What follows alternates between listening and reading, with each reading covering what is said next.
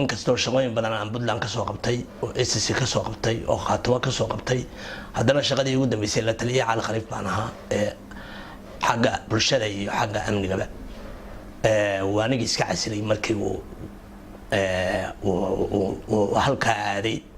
waan garanayay inuu dhex fadhiisanayo dad calamo yar yar oo cascas haysta Cali Khaliif ra'iisul wasaare ka gaaray Soomaaliya ninka dhulbaantay ugu sareeyeen oo aad baan uga xumahay aad iyo aad baan uga xumahay meeshu fadhiistay isaga intaasan ku dhaafayaa waxaan salaamayaa ciidamada geesiyaasha aan salaamayaa ee Puntland ee guusha weyn ka soo hooyay waxa jeegaanta lagu leeyahay ama waxa la leeyahay waa SN aad iyo aad baan u salaamayaa wixii ka dhintayna Ilaahay ha u naxariisto wixii dhaawacana Ilaahay ha u booga dhabo waxa weeye waxaan kaloo la hadlayaa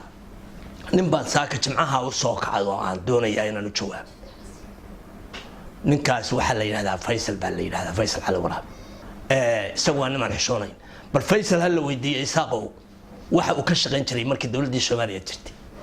Faysal wuxuu ka shaqeyn jiray basaas buu ahaa isaga soo xirxiri jiray waxa kaloo shaqada labaad oo hayeen waxay ahayd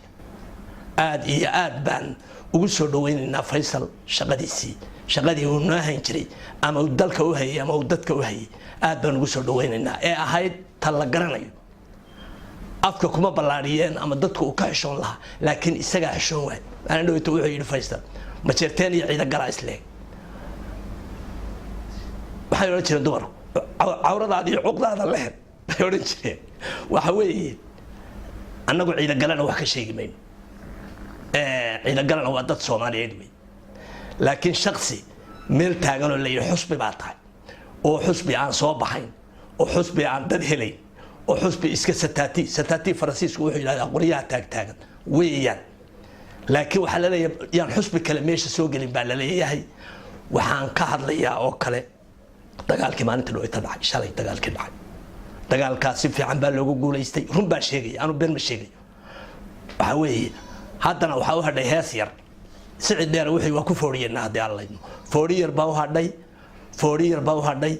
waxa weeye si degdeg ah ay u baxayaan hadii alla idmo waligeed ba booliis hal la keeno waligeed ba Hargeysa laga soo qaado waligeed ba Burca laga soo qaado waxa weeye si degdeg ah ay u baxayaan hadii alla idmo waxa weeye dabada la iska raacinayaa waa lagu heesayaa hadii alla idmo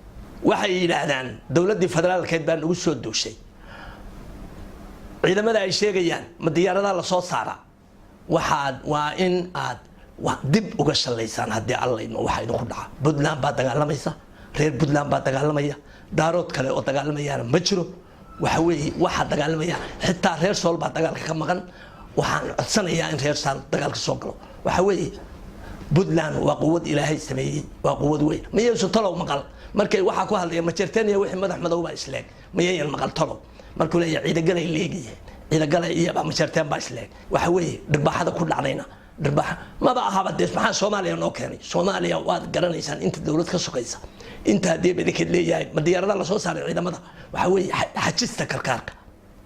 xajista waxa weeye tayd ku soo socotaa ka ilaa aynaba waa leeyno wadaya hadii alla leeyno ilaa Burco reer Puntland rag iyo dumar shaqo wacan baa dhacday dadka waa la celiyay shacabka ma shalayto waa la celiyay aad iyo aad bay u fiicnayd arrimuhu u fiican yihiin waxay la tahay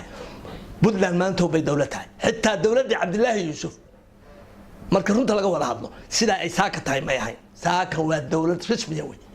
ah oo rasmi ah oo dalkeeda soo celisay waa qodob dastuuri in la soo celiyo dalka qodob dastuuri oo dastuurka Puntland kamid ah waa in la soo celiyaa cid kasta ku dhibato waxaan arabka ku ballaarinayaa maanta ciidamada hawd jiraan ku ballaarinayaa soo dega waxaad isleedihiin dagaalka waa laga baxayaa waxa ay qolaba ku ma he soo dega waliba rag reer laascaanood iibiyay ee bixiyadu soo dega dagaalka soo gala waa iskaranaysan ma garad waxaan la hadlayaa kuwa horgalada ah ee dhulbahante baan la hadlayaa idinka joogidin oran maayo waxaan idin oran maayo socodku xaar ninka la yiraahdo ma aabihii intuu ka tagay awowgiisa saddexaad ee hebel koorana anu la hadlay